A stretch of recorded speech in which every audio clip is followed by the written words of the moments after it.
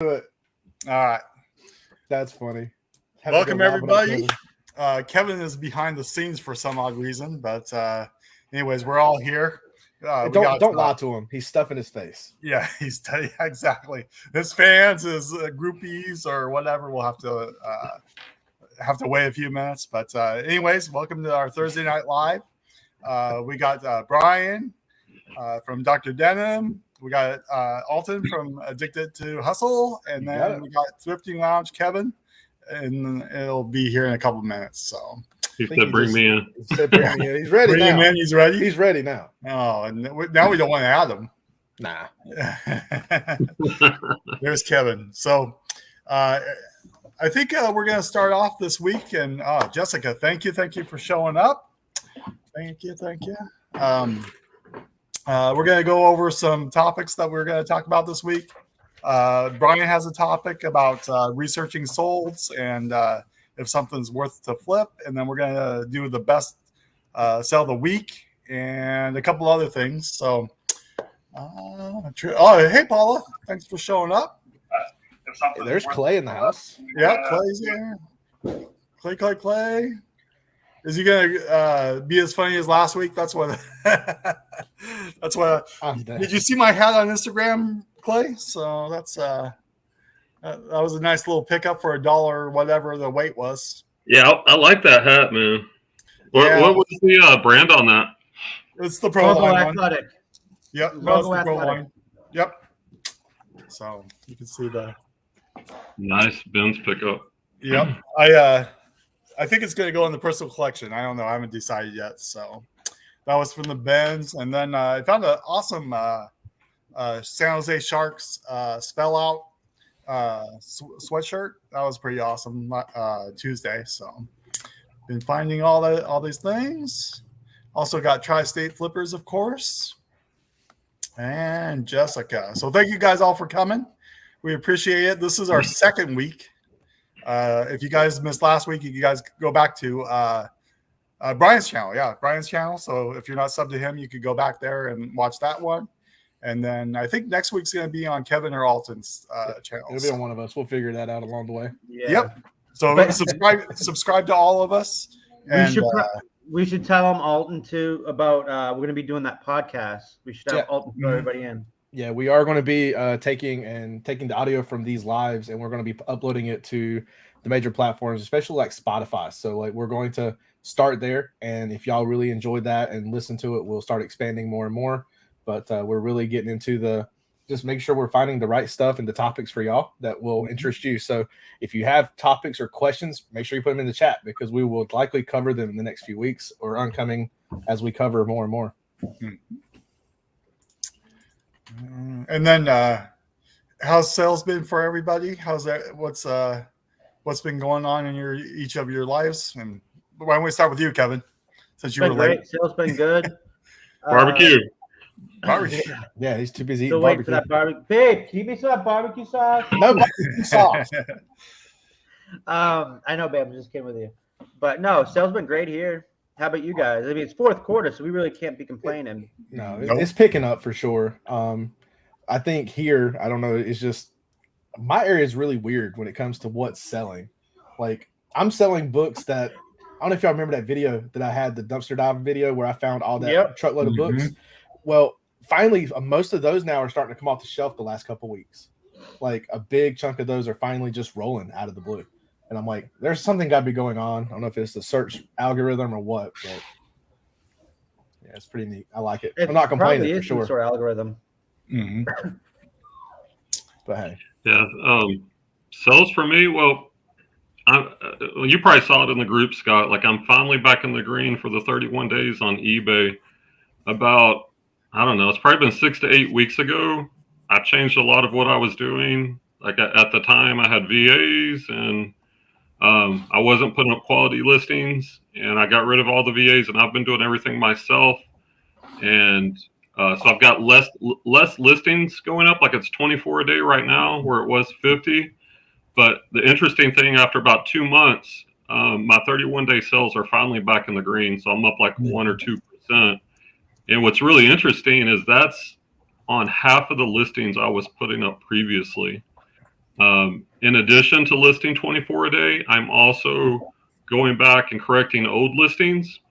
Any of you guys that use Hammock, Sellhound, VAs, be careful, because if you're on eBay, the way they create titles and their item specifics, tons of mistakes. I'd probably say 80% of the listings that I've been correcting that were from Sellhound or Hammock, that are about a year old and haven't sold, it's no wonder it didn't sell, because the titles would be poorly constructed. They would make up different item specifics, so people couldn't find them in search. So just a warning: if you're using those services, man, and if you have old listings, go back through there and look at the item specifics, and you'll probably find that they're creating their own item specifics, which means your items will not show up in search, and or they're just making mistakes. It's atrocious. That's why Now, sometimes it's better to do it yourself.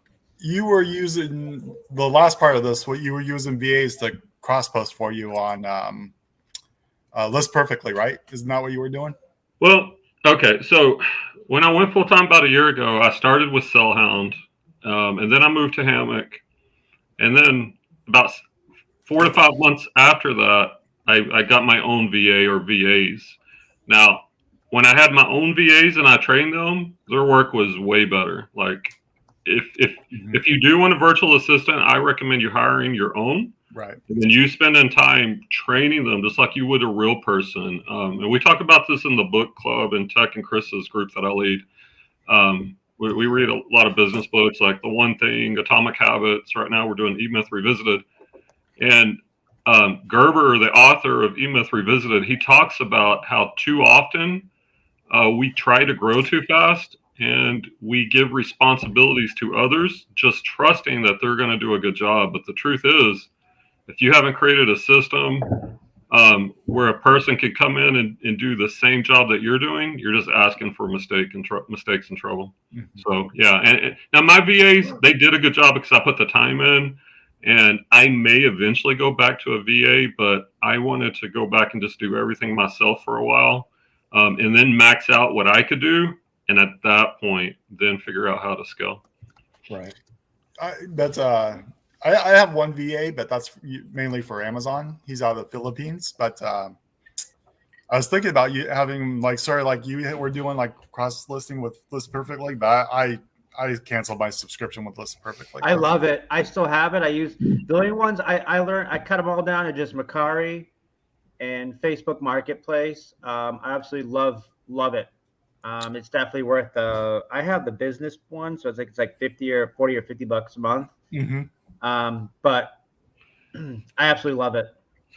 The only reason I canceled it is because I wanted to focus on eBay and Amazon. So that's the only reason I cancel. I can't do I have a Facebook order right now and I have to fill that. And I'm just like sort of dreading it because it's a comforter. It's like I could just throw it in a box, but or a big poly bag. But yeah, that's I tell you, it's hard to have people work because I'm a very, all you guys know, I'm a super I pay attention to detail, and then I'm a perfectionist. So the only person I trust with being a partner and or instead of a VA is my girlfriend. So, I mean, but she does a lot anyways, and she's almost as good as me. I mean, let's just put it that way. That's how good she is. She's really good. I can't pack good as her. I can't do any shipping stuff as good as her because she's so good at that. But when it comes to finding things and listing them, I'm pretty good. At some point, you do have to delegate, though. Where'd Brian go? He left, so I think maybe his internet. I know he was talking about getting more internet or something, but yeah, I think he'll be back. So, Or he hates us and left. I don't know which one. I hope not. I just find it List Perfectly. Like after looking into it, it just really like Scott. It wasn't a good fit for me. But my listing is completely different than y'all's. So I think it's a style. Like you have to understand what you do as a seller. Like for me, I like my eBay stuff separate from my Amazon. Because certain things are Amazon material, other things are eBay material. if it's a new item, guess what? I'm probably going to list it on Amazon, so I want it separate from my eBay inventory. I keep it completely separate. Yes, it takes up a lot more room, but for me, it's less errors made on my behalf of, oh crap, I forgot to take this listing down, or anything like that if it sells on one platform or the other. So I keep mine separate and organized by platform, and that's how I store it. So yeah, I just take everything from that list and do it to list perfectly in Mercari and Facebook Marketplace. So, and I've gotten down to what niches really sell good on there so far. I mean, golf polos, golf clubs, and men's suits and blazers sell really well in Facebook Marketplace. And of course, video games sells good everywhere. So, but speaking of video games, I've been playing Godzilla all day. So. Yeah, the one that you picked up. I picked up. Yeah, I want to beat it or try to get far in it before I sell it. So I put it up on eBay for 200. So 200 change. So is that how much it's pumping out for? Oh yeah. And then if I wasn't restricted on Amazon, it'd be 280, 290. Dude, I put that up on Mercari and Facebook Marketplace, man. Yeah, I just listed it today, so I all 3 of them. It won't last long. It won't last long. And then even that price tag that would still probably be in the top 5% for the video game, if I'm not wrong. Yeah, it's there's only like 5 or 6 listed on eBay if you look for it, and there's only and it's a great sell through, 100% sell through. So that's a good problem to have. Yeah, it is. So, and it was just sitting in the bin. So I was like, with like a couple of Wii games, Star Wars Clone Wars and Zumba and stuff like that. It was just sitting there right on top. So yeah, I got to get all those video game systems that I got from that storage unit that I got tested. I found a place that does free testing, so I might go to them sometime this week. But I've been so freaking busy with listing and stuff. But inside there's a GameCube Silver, a Nintendo Wii Black, a PS3, a regular Nintendo, a Super Nintendo. I may be missing something else. Oh, and a couple Sega Dreamcast games, which are worth quite a bit of money because they're anime games. So, and I got a bunch of Nintendo games, Super Nintendo games, stuff like that. So yeah, I should do pretty well. Now, did you say you're taking this stuff to a tester? Yeah, there's like a video game place, and they do free testing. Okay. So, yeah, why? Okay. I want to make sure because some of them places like they say, oh, it's not playable. You better be careful. Yeah, of course. Yeah, because I've dealt with some of those before. They're like, oh, it's not playable, and I take, I'm gonna take it home anyway and just keep it as of course we're gonna. I'll sell it. I'll sell it as parts. I don't care. I mean, I got that whole literally humongous suitcase full of things with other games in there too. I got that whole thing for like $40. So that'll be no problem making my money back and plus more. Hey, the game keep it long. But my sales on eBay have been 50-50 now, 50% clothes and 50% media. So it's like that's awesome. I think my store's all confused. I don't know. Welcome to the dark side. Yeah, exactly. I always say my store's like a flea market because I have everything. So I try to keep mine as diverse as possible. Because I don't like shipping the same thing over and over. I don't know if there's people that just get that mundane. I don't like listing clothes because it's probably easy to ship, but it is a pain to list. So I don't know. Well, you know what I figured? I started using those templates on eBay. Oh my gosh, it's so much quicker. Like I might would consider it. I can do a list anywhere on average 6.5 to I would say 6 to 6.5 minutes. That's not bad. The thing is, like, when you list the same things, like I just do clothes and shoes like 99%. And when you're listing the same thing over and over again, I know some people say that's boring, but the truth is you become very efficient at it and your time really speeds up. And if you look at it, the way I look at it is like, how much money can I make per hour? And if like when you first start and you're selling everything, it just takes a long time to research and to pack and to store all that stuff. But if you get to the point where you're listing, let's just say you're listing 5 minutes per item. I mean, that's 12 an hour. And if each item brings you just $10 profit, let's just say clothing, right? Right. That's $120 an hour. Like once you start listing, making good listings, and I don't know, I don't think you can beat that. And I get it, because I used to be the treasure hunter mindset, and that is fun. It's so much funner than just listing a bunch of clothing or shoes. But for me, I'd rather get done. And what I'm finding is I'm finishing earlier. I'm making more money than I've ever made, and I'd rather have the mental energy and save the fun for off time. But that's just the way I'm looking at it. Oh yeah, that's a great way. I get that. So I totally get it.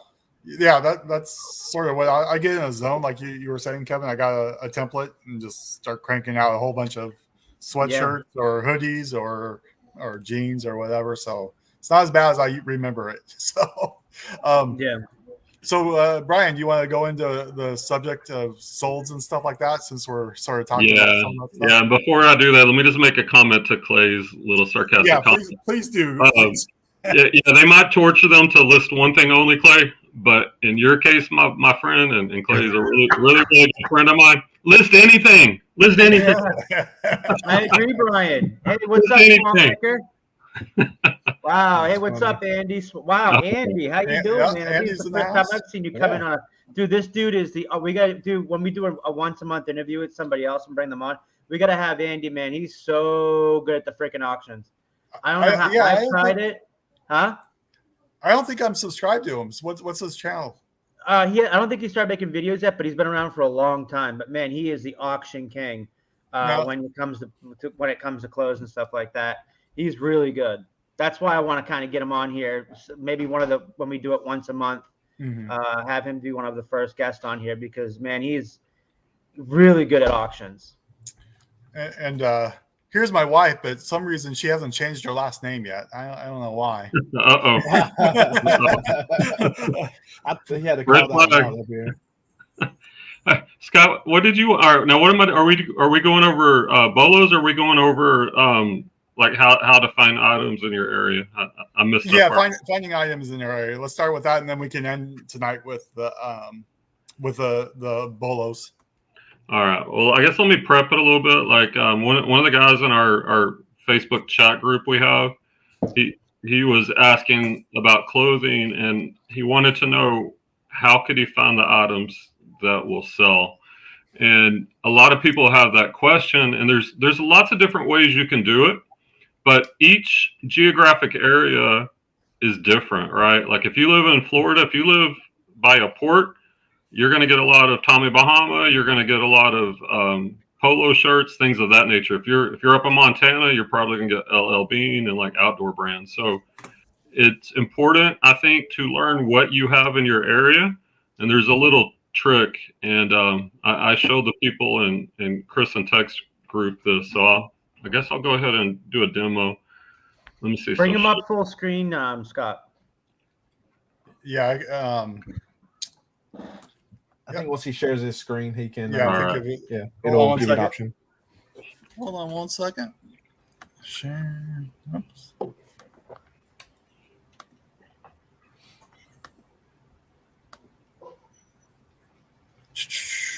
I haven't done this in such a long time, guys. Sorry. Yeah. No, I know. I was like, how do I share mine? It took me a minute.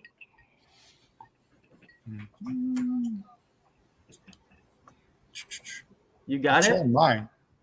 Hold on. How those enchiladas play? And you shared the screen, right? Oh, there we go. There we go. Hey, there we are. All right. So, okay. So like, you can go to eBay, and depends on what kind of niche, but let's just say, like for me, I like to sell men's clothing. Wait a second. Hey, I think this is mine. Hold on. Yeah, you got to bring up his. Oh, yep. I know, right? This could be bad. This is going to be bad. Terrible. Can we restart? Yep. Hey, it's organic and real. Brian, you shared it. Best way to do it, Did you share it? Yeah. Okay, so ask to share your screen. Oh, there it goes. I forgot to click the share button. There we go. Exactly. It's not all my fault. We good now? Yeah, we're good. Yeah, we're good.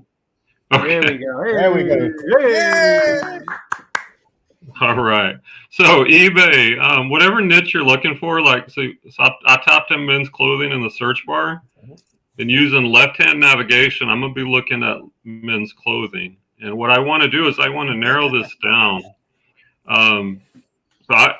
Now, if you just did jeans or pants or shirts, you could narrow it down further. But I want to look at all men's clothing, including shoes, even though I don't think that's on the search. And I'm looking at pre-owned. So I'm going to click the pre-owned specific.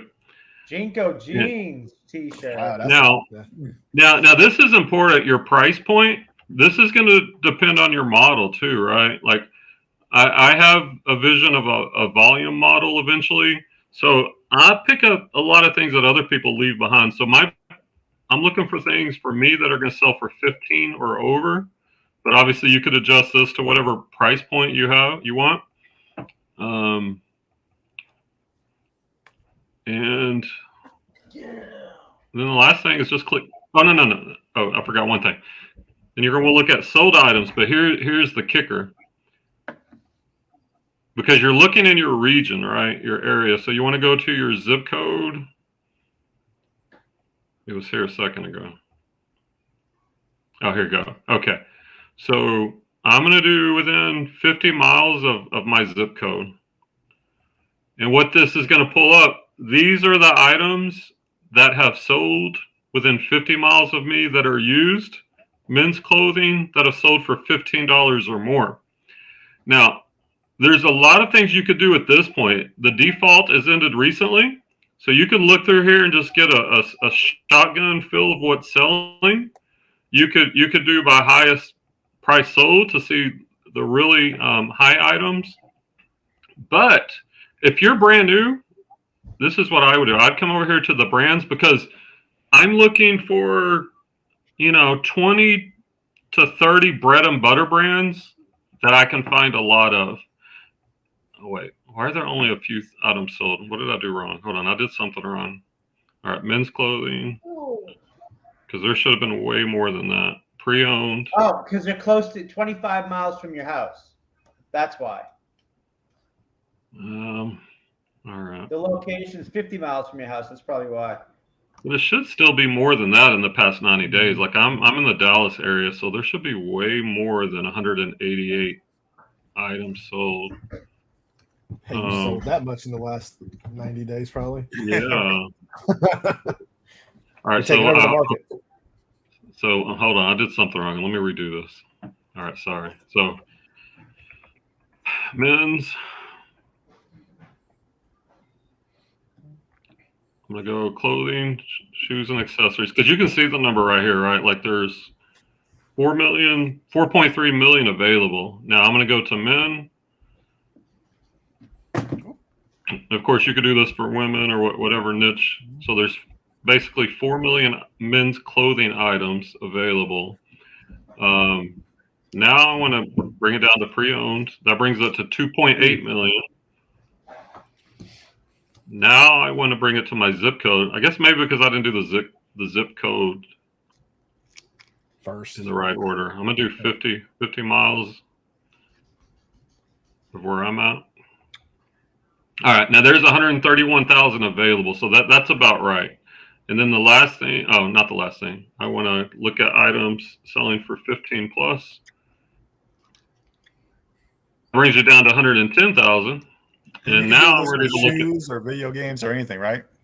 Now this is just men's clothing and accessories. But you could do the same thing for video games or in any of these categories.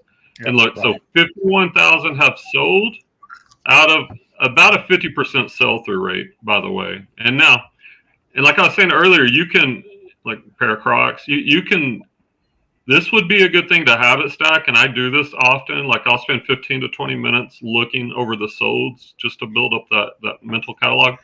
But if you're new or you don't know what brands are in your area, then you want to come over here to your brands, click see all.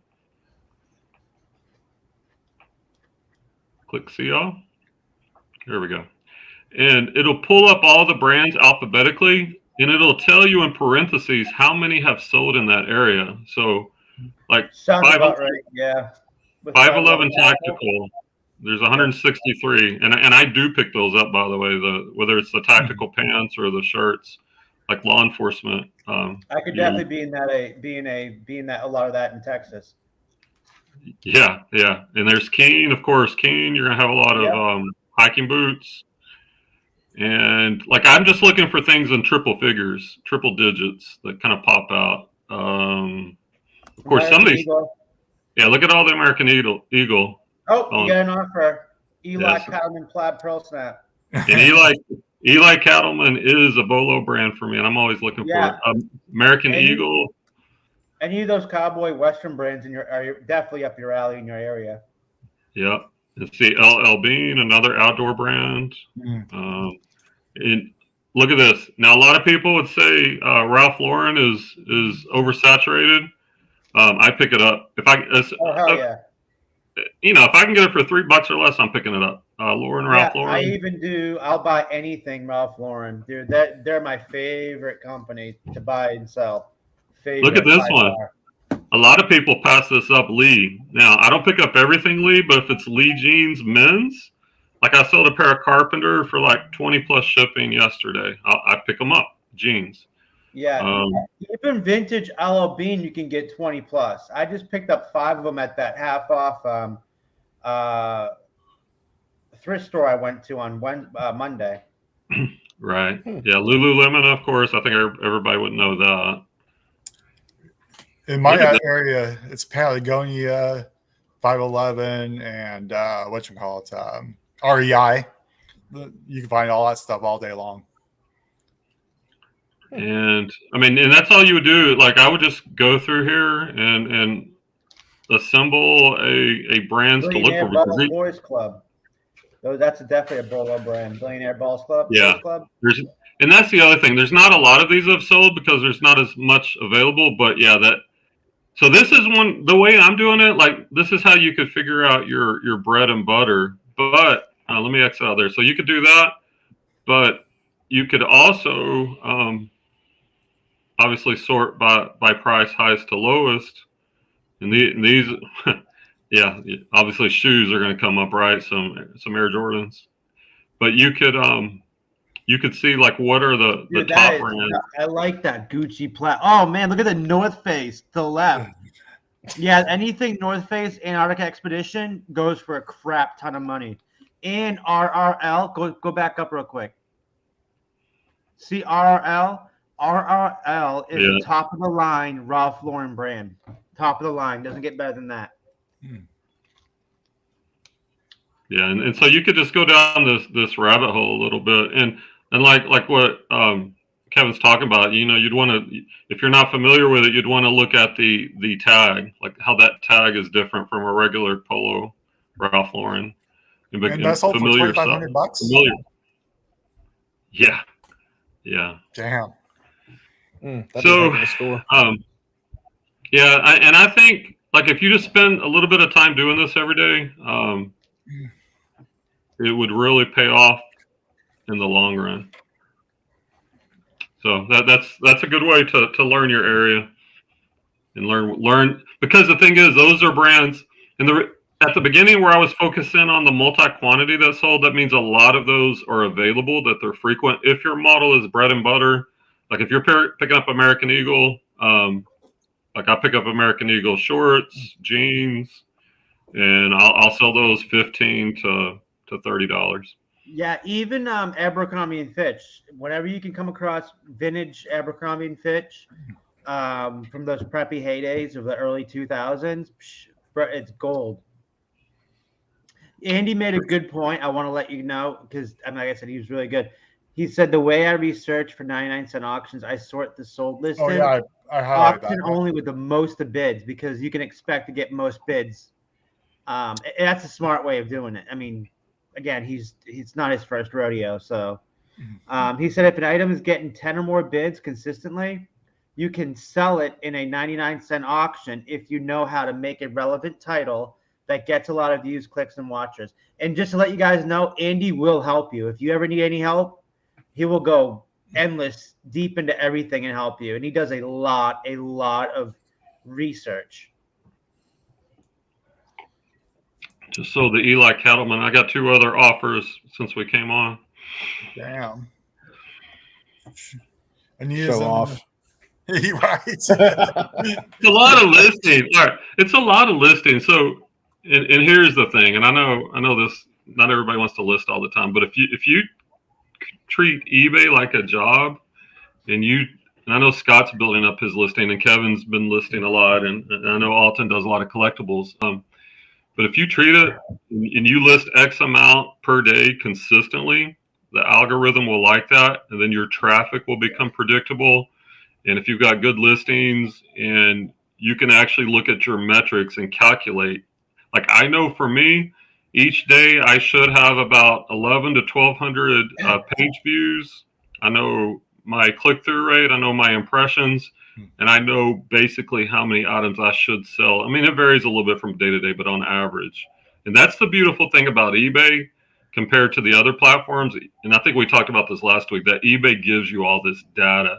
So if you want to be a full-time professional seller, like you've got to put the time in. Like if you think about it, like when I was a teacher, I couldn't just show up without any training, without any staff development, and just wing it. Like that ain't gonna work. And we need to treat reselling, if our goal is to be professional, we need to treat it the same way and to use these tools. I'm sorry, I'm gonna get off the soapbox. Oh, totally agree with you there, though. I mean, like you said, everyone has the thing that makes them better. So metrics will help all of us in our own way. So I do like that. Yeah. Little star picker in the house, of course, does all the vintage shirts and all that stuff. Oh, if you need help, definitely hook up with him on Instagram. And he does auctions and all that stuff on YouTube. So if you're not subscribed to Lone Star Picker, go ahead and check him out.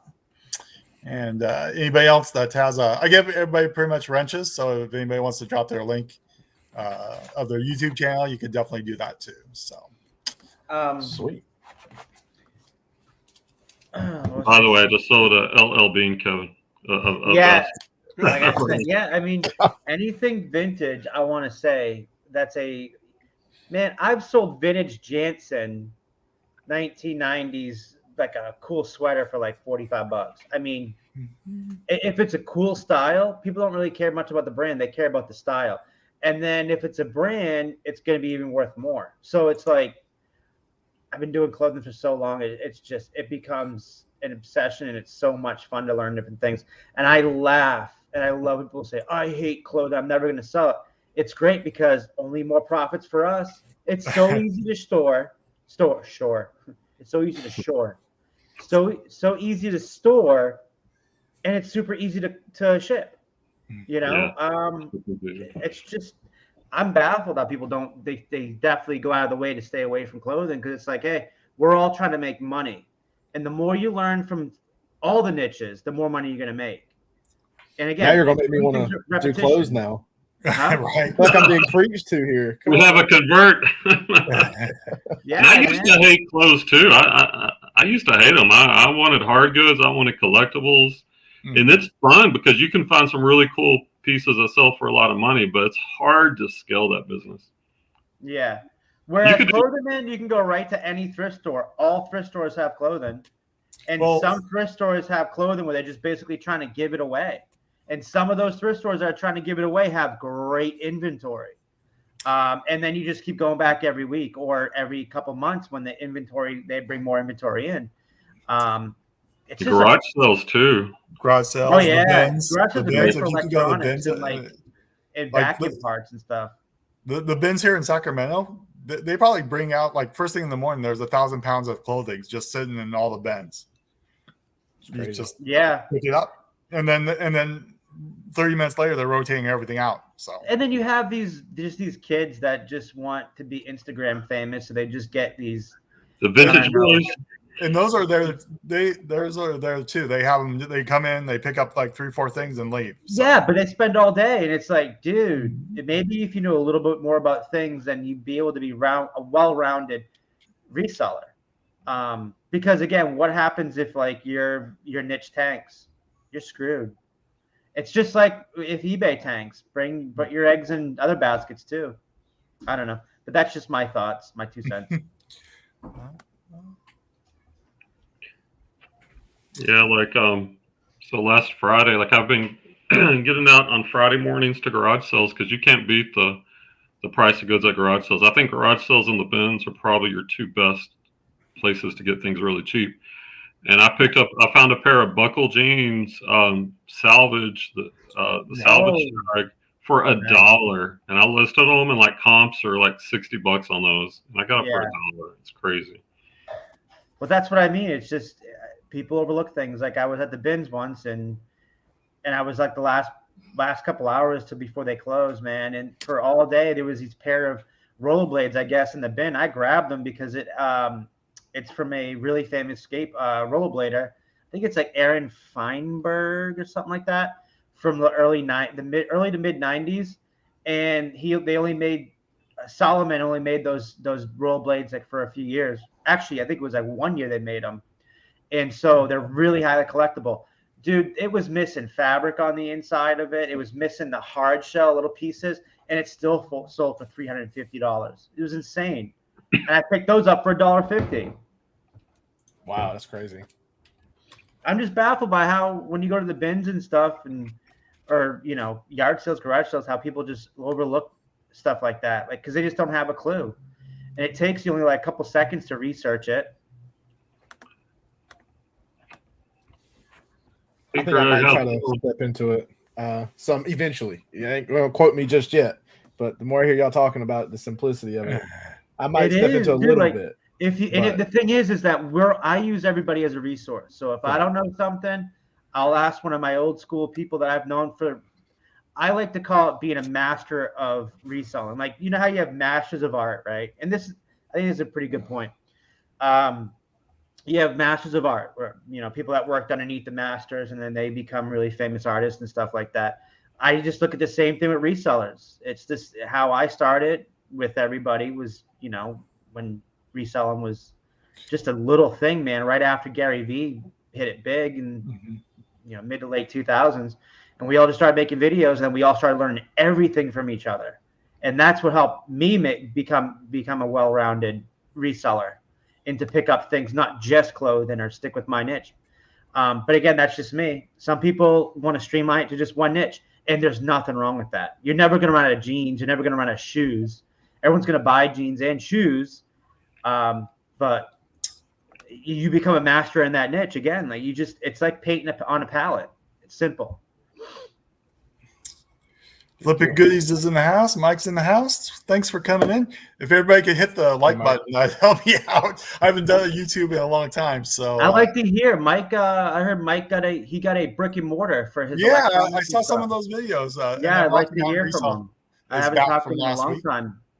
I've been talking to Pete. I talked to him 2 weeks ago. Oh yeah, because he's the one that really motivated me to get that estate sale license, so I can do estate sales. So I've been talking to Pete a lot. So, I've been, because I'm new to reselling clothes. I've been looking at hashtag label porn, and it's all the tags that like people go in with hauls, and I've been learning about tags and stuff like that. So what you need to do is whenever you get an item you don't know of, just send a picture and upload. Me, any one of us will know. Oh yeah. That's the great thing about having a group, a community to come in and bounce I have ideas books off. I have ebooks I can send you. I can send you the original Bible, I call it. Steve Rakin's Rake and Profit. He made back in I think it was coming up on almost 10 years ago, 101 clothing brands to resell. That book still holds up today. That's where I basically learned a lot about different brands from clothing and fashion styles. And he's the one that really got me into selling sport coats and blazers. So, yeah, Stephen Rakin, 101 Clothing Brands to Resell is the freaking Bible. It's the original. It's like the first ever reselling book on clothing, specifically for eBay. And if you ever want to use it or you ever need it, I can send you a copy. Perfect. I know, talking about the resources, one of the things we are working on is a segment inside that future Discord that we are currently building for everyone. Is going to be a little section in there where you can take a photo in the thread link, and it's pretty much going to be identify this.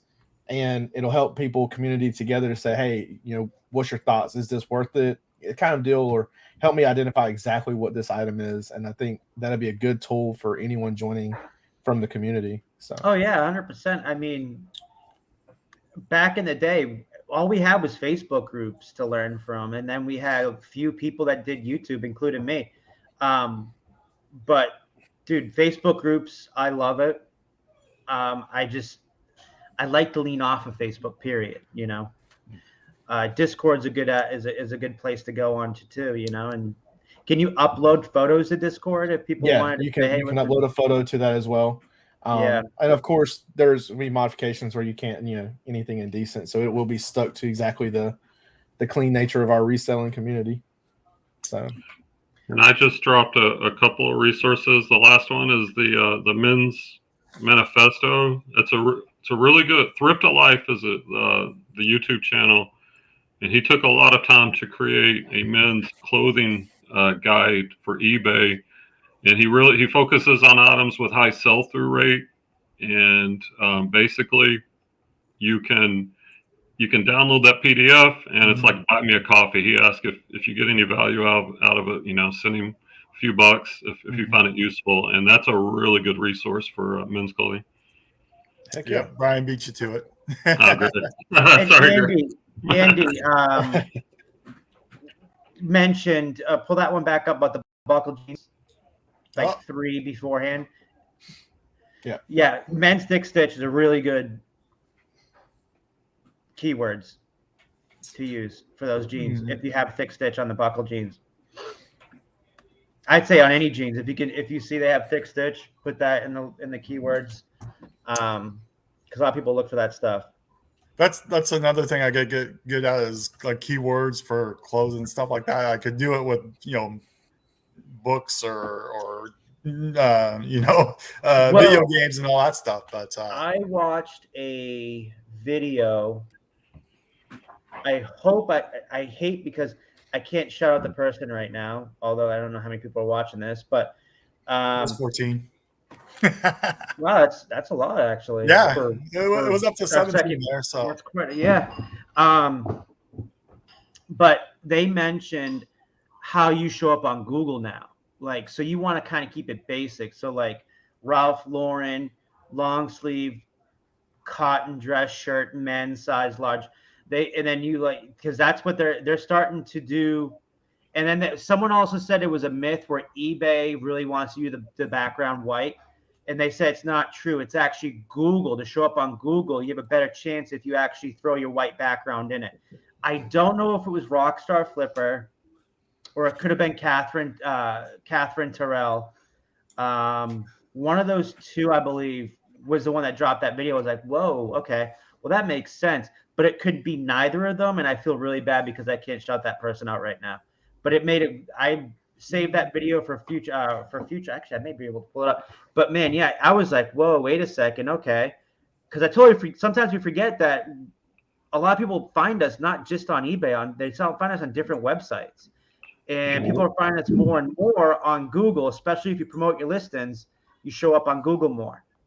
At the eBay Open. And we've talked a lot about this in the group. Like they told us the best way to show up in the eBay search, which is you want the brand, you want the brand, the style, the gender, the size, and then all your keywords. So, for example, it would be like buckle, BKE jeans, men's 36 by 32, and then you'll do all the keyword stuffing at the end. And that's also how Tech and Sports does it. Like he talks to us about that. And I don't know anybody that sells more per day of used clothing than Tech and Sports. And he's been doing it the same way that eBay recommends. So, and a lot of people don't fill out their title in that way. Sweet.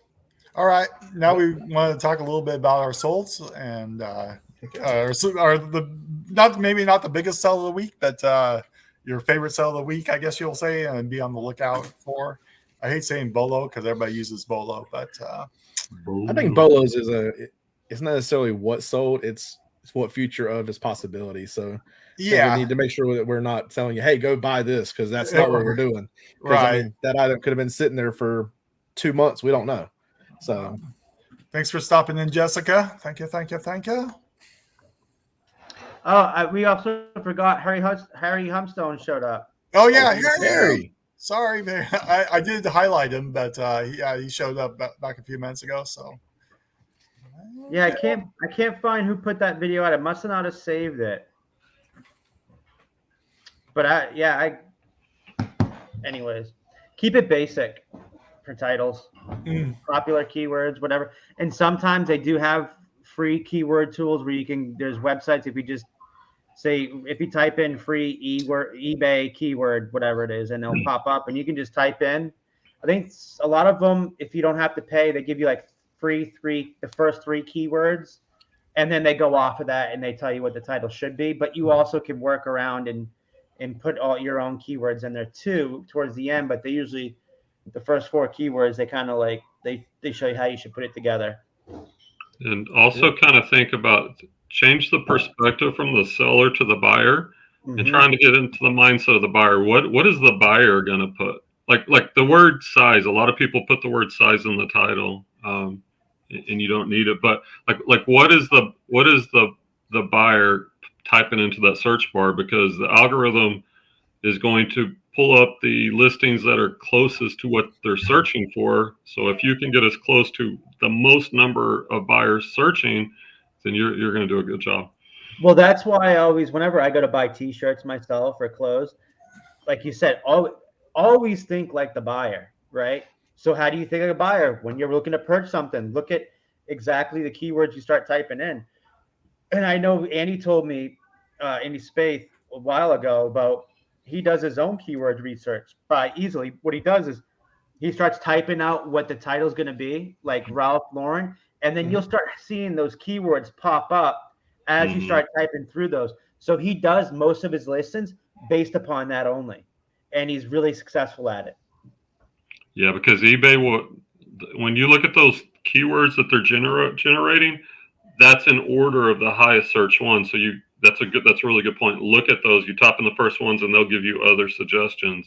Yeah, and those are good hints. Why I'd love to get Andy on one of these shows with us. Maybe our first guest, maybe next week if he's available Thursday around this time, we could have him on here and we can discuss it. Because I mean, once he starts talking about the auctions, man, you guys will want to try it because he's really good at the auctions. Sweet. Always willing to learn about auctions. Yeah, I think he's like 60 or 70-30, 70% auction, 30% buy it nows. I see some stores like that they start out at auctions or whatever there is, and they're all like clothing sellers or all yeah. Well, if you have limited space, then that would make sense too. Like a lot of it depends on your storage space. You can't have a 10,000 item store if you're working in a 10 by 10 room. So there's a lot of factors. Yep. Andy, he just read that out. I use the eBay search suggestions that come down from the drop, like Brian was talking about, menu. People are clicking in that drop down menu, on that drop down menu. You want your tiles to be relevant and to those suggestions. So there you go. Spot on. All right. Good deal. So who wants to go first on their sales? We'll save Kevin for last because he has a big one. Yeah. So. I'll go ahead and go then. I'll go ahead and all right. So this actually, believe it or not, had a couple of these and got to keep one for myself. But this is a X-Force Deadpool limited edition.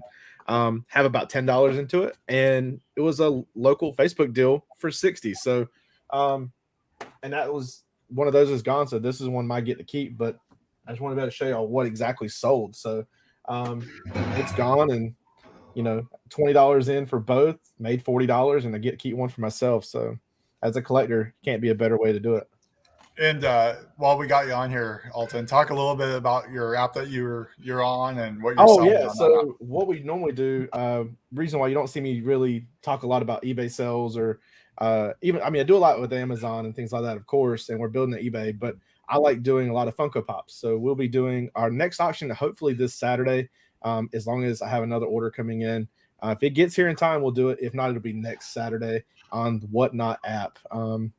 It's pretty simple. It's pretty much an auction site. You get to bid on Funko Pops and other collectibles. It's pretty sweet. So if y'all not, just be looking out, and we'll make sure we put a post up for it. So kind of neat. You get to hang out with me for a couple hours. So.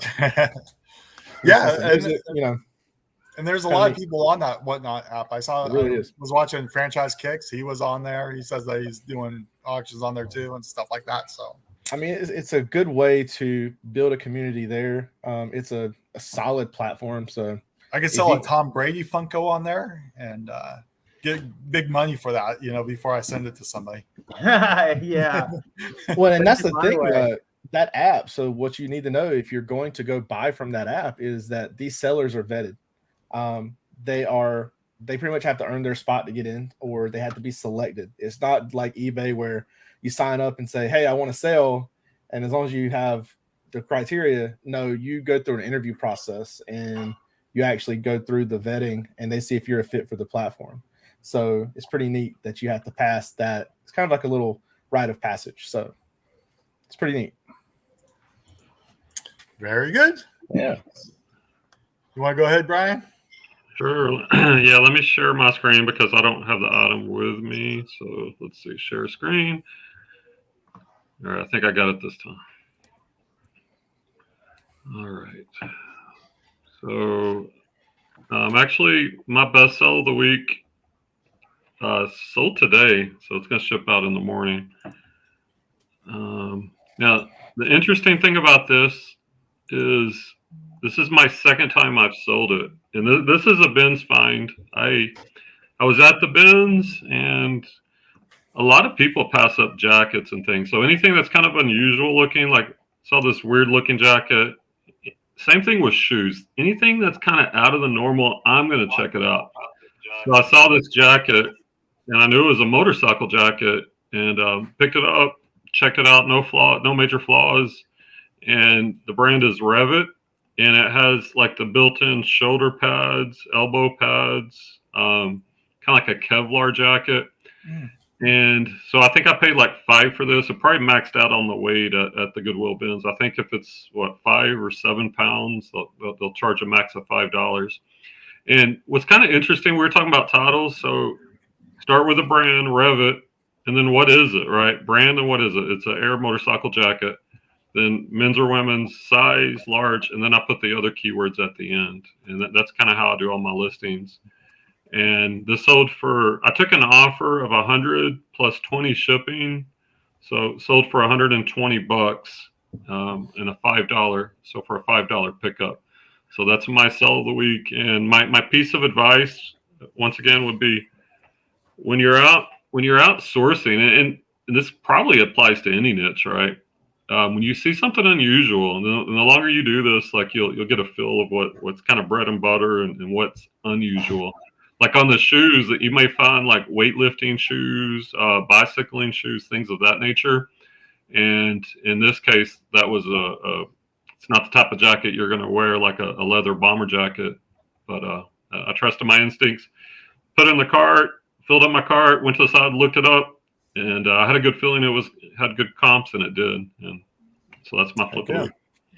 So did you know when you picked it up? Yeah. Yeah, I mean, if I had to buy it without looking it up, I would have bought it. It's one of those, you just kind of know after a while. But it's always good to see. Now the market on that, because new, those are like $300 or $400, and like the used market was like, I don't remember, like maybe 70 to 150. But I only had that for, like, I sold it once and it didn't fit the guy, so he returned it. I relisted it and it sold within a week. So I maybe had that item for 2 weeks and I sold it twice. And my model is like, I'm not holding out for top dollar. Right. I've moved to the fast nickel. I want to get now I wouldn't have taken an offer for 50, but for me, it was kind of at the bottom of what I would have taken and been happy with. That's like me. I listed a brand new spider jacket, the spider jackets. Mm-hmm.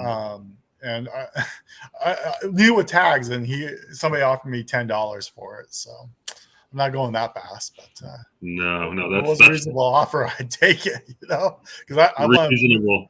I want to move all the stuff. So okay, I'll show mine. I was showing the guys this the other day.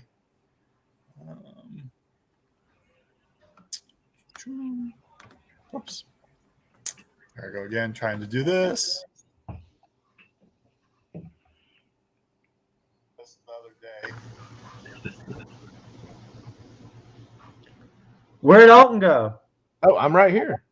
Where'd Scott go? He's Where'd going Scott now. So, yeah, he listed that the other day, and then he zipped out. He listed that. I was sitting there going, wait, I'm still here. So like, He's out. Wrong button, Well, Scott. yeah, wrong button. He'll be back in here in just a I second. guess we'll just fill the time in, right? Swamp Picker says he kept a spider jacket that I found. What kind of spider jacket was it? Was it like a windbreaker, ski jacket? I love spider. I found a while ago, and I had it for about a year, but I had a spider from like the 90s, early 90s. It was a sick, colorful. It was like a snowmobile. That's what it was, a snowmobile jacket, because it went all the way past your knees. I paid like $5 for that thing. I ended up selling it for like $220, but it took like a year to sell it. But hey, that thing was cool to have around the house. Well, welcome back, sir. I know, right? Left my own stream. Yeah, That's pretty bad. It is really bad, man. I should be fired. you already are. Been there, done it.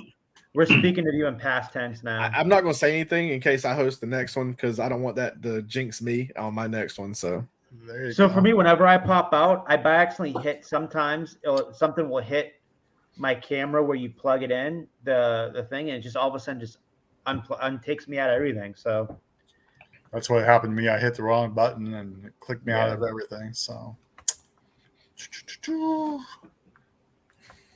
was that you saying yourself, Kevin? Is that what you were doing? No. I was talking about a spider jacket I had a long time ago. Oh, gotcha. Yeah. Yeah, Spider's a really good brand, especially for kids' ski jackets and snow wear. That's why I wanted to list it, but it's having having that up. So, all right. Can you guys see my eBay screen? Yeah. Okay, so DDRE sales, not. Yeah, I just picked a name. I wanted to start it, so I'm gonna follow you now. I need to definitely what you call it?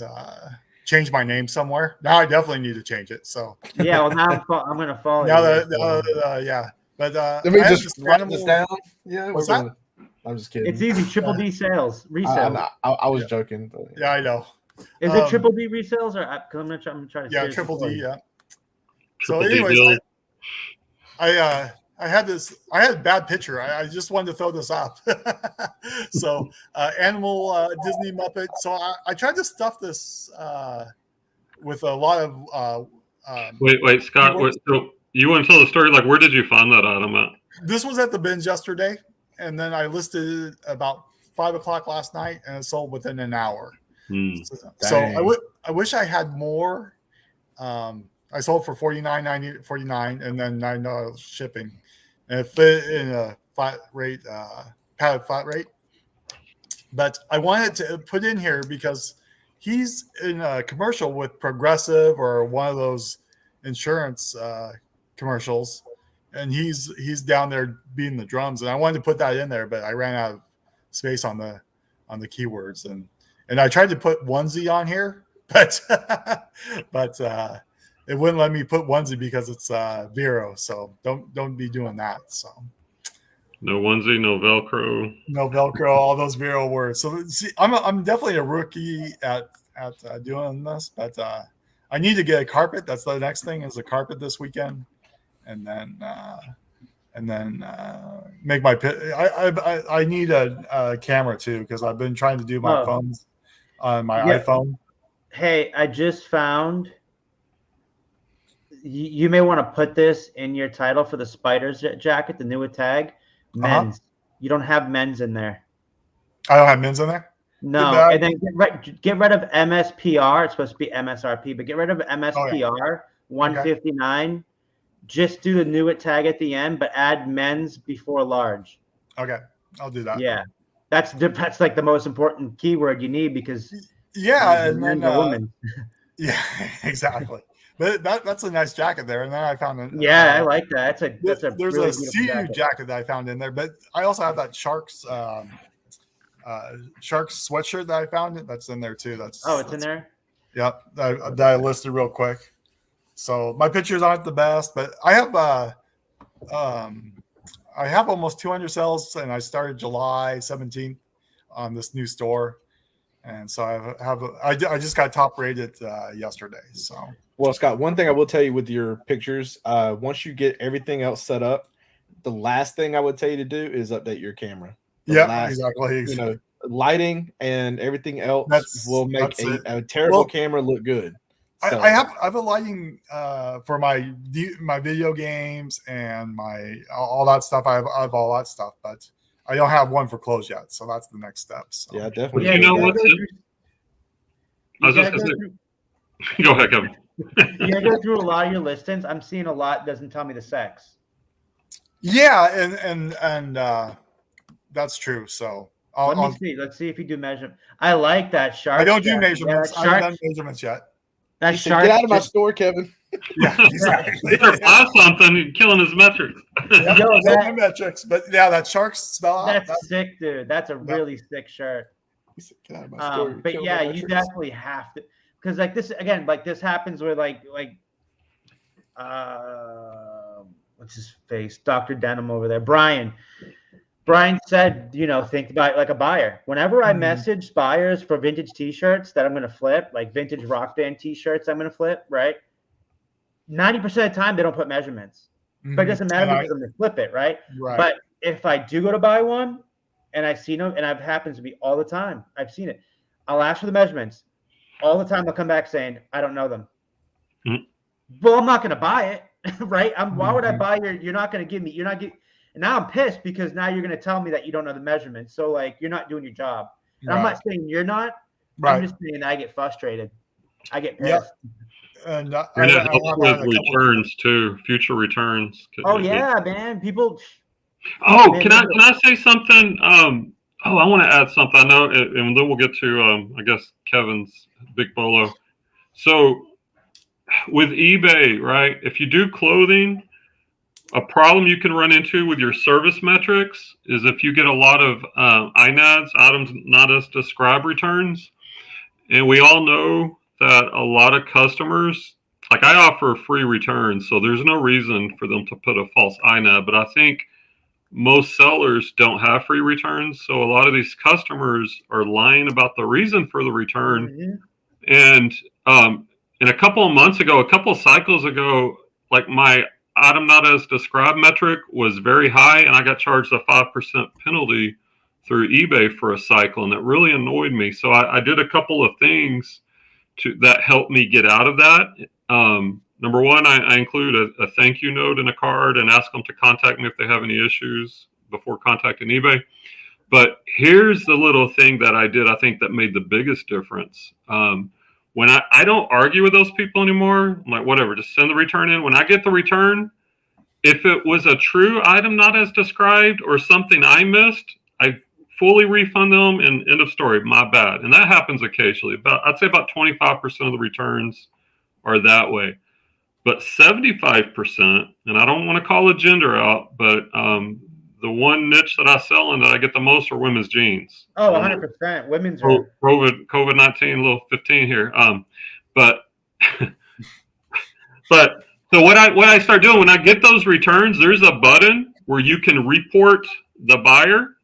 I report the buyer, and then you select the reason. And I usually put disagree with the reason provided, and then you can put a comment. And what I will do now is I'll put the buyer misclassified this return. This is not a true INAD. It should have been a doesn't fit. And because usually they'll say it's not true to the size or whatever. And I'll tell them I have pictures of the size tag. I have measurements also included. And then I will refund them the full amount, but I do not refund them the shipping. And I've been doing that. And what I noticed, because what's today, the 21st, like the 20th, is when eBay does their service metrics. And so this morning I checked, and my service metrics are as low as they've ever been. It's like 0.54%. Like I'm right in the average mark. And the reason why it's so low finally is because when you report those buyers, often or sometimes at least, eBay will evaluate it. And if they agree with you, then they're going to take that INAD off your record. And that's very important because we're talking about a 5% penalty fee. So if you're having issues with INADs, that's something to keep in mind. To follow up with that, what I also do is I only refund them 50%. So like what I do is I had a guy last week. I don't think I brought this up at all. He says, oh, they were a 20-inch inseam. And I know damn well Ashley's not going to mess up pictures of the inseam because we take the picture with the measurement on it. And then we also put them in the description. So I got it in and it said, sure enough, it said 29. He was looking for a 29. And so I went back and I wrote to him, I said, dude, I'm only doing 50%. And here's the proof. I said, it's not fair that you're going to return this. And as an I am not as described. So what I did is I reported it, just like eBay told me. I was on the phone with them. They took the INAD off, and I sent the picture. So they had proof. And then a guy today, same thing. He says, this was definitely not an inch. It was like an inch off or something like that, or half an inch not off. And I said, listen, I just want to let you know, it's this time of the year. We get a lot of returns, and we're very busy. So just let you know, if you wanted to return it just to return the item, that's fine. I'll give you the full refund. But if I get this return back and it's actually correct, I'm going to take a picture and I'm only going to give you 50% of your refund. And then you know what he did? He wrote me right back and says, oh man, I just closed it out. I'm going to do it as I am not as doesn't fit. This is what happens because like you said, a lot of people don't understand about eBay and don't understand. Hey, listen, if you talk to us, say it doesn't fit. Yeah, I'll give you a full refund. That's no problem. It doesn't fit. Even if it does fit and there's nothing wrong with it, I'll take the refund. Or I'll refund you. But if you're going to lie and you're going to say it's an inch off, and I know it's not an inch off because I have it in the photos, and then when I get it, I'm going to remeasure it and take that photo, I'm going to report you, and I'm only giving you 50% back. Simple as that. I don't have time to mess around anymore. We're busy.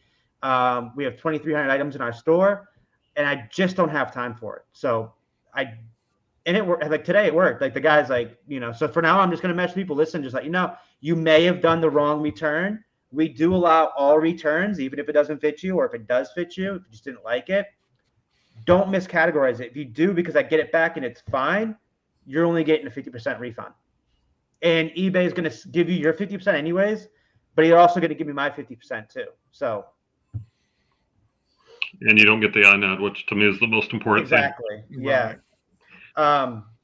So should we go over what I sold? Yep. Yes. Let's do it. All right. I'll share my screen.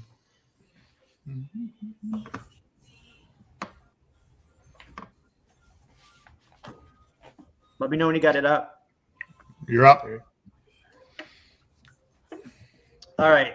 So I had that storage unit that I bought a few weeks ago with a bunch of things in it. I bought this and the match and shampooer, new in box, never used. And I paid $40 for both. And this sold within 2 weeks for, it's not $1,000. I took best offer of $800 plus the shipping.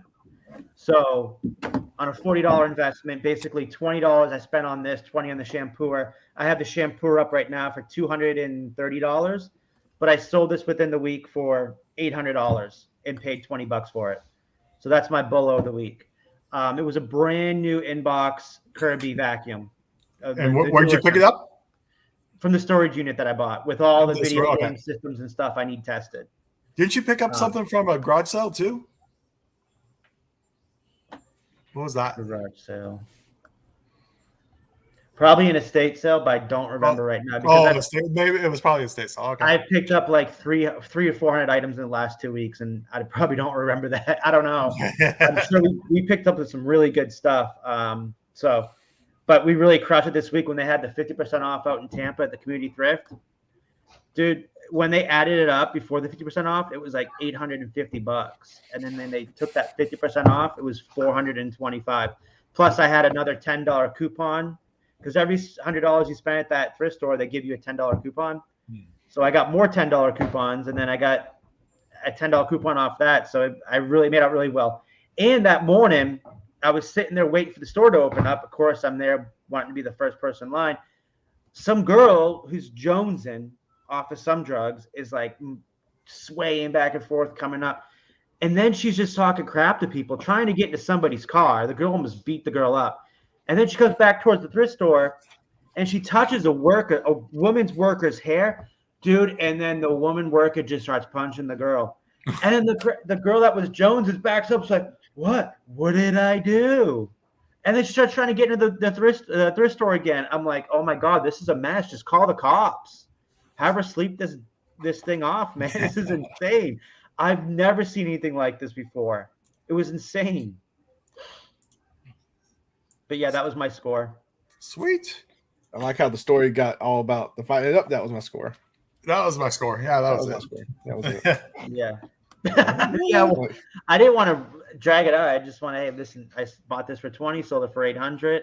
Still waiting for the shampoo to sell. If it sells for 200, I mean, I made $1,000 on a $40 profit. And I bought a bat, that same storage unit. Bought a Easton bat for $10 and sold it within, what was it, 20 minutes, babe, for 120. Oh, nice. Yeah. So, I mean, I made a killing. Plus, I got a bunch of golf clubs there that I've already sold. And then I got 2 new in-box shoes. One was an Under Armour shoes, and then the other was Adidas. Nothing special, just basic, running shoes. And I sold those within a week for $40 each. And I got those 2 for free. He threw those in. So we really made out with that storage unit that we only paid $170 for everything. Nice. All right. Now, does anybody have anything to add before we end this? Yeah, real quick. I just want to address Clay. So Clay says he refunds everything for, I guess, any reason. Like, my question is why? Like, if I do free returns, mm-hmm. And I mean, like what Kevin said, if it doesn't fit, you don't like it, fine. I free returns means I pay for the shipping label back, but I'm not going to refund you the original shipping when I have measurements and all of that. But you get your money back, and I paid for the shipping. Well, wait, you do shipping? They pay, right? When you send it out, they pay shipping, right? Yeah, I do paid shipping. I don't return You should never refund full shipping. Well, unless you're paying for that label. Unless you messed up. Now, if I said something and it was messed up and I missed it, or if I screwed up, then I will pay for the original shipping too. But that's pretty rare. But there's no way I would pay for the return shipping. That's what we're kind of talking about, those false INADs. Like when they're making up reasons that aren't true, I report them, and I don't pay for that. Like, I don't know why you would. Like, I don't understand that mentality just because, like, no. I'm in business. I can't well, just. You gotta remember when they do a shipping and you do the free returns, you're already paying for that label coming back. There's no reason to send them the original shipping because they paid you for the original shipping. Now they're getting paid back for it because you're paying for their label. So then you're going deeper in debt by paying for their original shipping because then now instead of going to zero, you're going, if it's jeans, $8.99 or $7.99, whatever you pay, in the hole. Well, let me respond to Clay. And Clay's like a really good friend of mine. Like you can't have that mentality. If I lose a few bucks, I'm not sweating. What kind of business? Like, you go out of business. Oh, if I lose a few bucks on every order, I'm not sweating. No, that's a horrible mindset. Like, in business, you want to become efficient. Your whole job is like, I'm working. I'm not in there running a charity. I'm working my butt off. I get up early. I work all day. I'm not just giving money away. You got to sweat that stuff. Like, I don't understand that, Clay. Okay. Anyways, we'll give it there. Talk about. It does adds up. Yeah. All right. So we're gonna end it here. Sounds good. Keep it about an hour, so that was good. And then there's football on tonight, and baseball on tonight, and basketball. Yes. So there you go. Thanks everybody for showing up. Do we know where we're gonna be next week, so people will know? We'll do my channel. Yeah, and then also so next week, you guys, we need to find you guys a real mic, and we got to get you guys a headset because no matter what, if you get a mic, you have to have the headset. You have to plug it in so you're able to get the audio. That way we can start ripping this audio and putting it in the podcast. Sweet. Okay, guys. Oh, and also be looking out for an announcement on Kevin's Thrifting Lounge on Facebook for that Discord. We're going to start that up in the next day or so. The Discord, yes, definitely. Perfect. Alrighty. Thanks, We'll see everybody. y'all Thursday.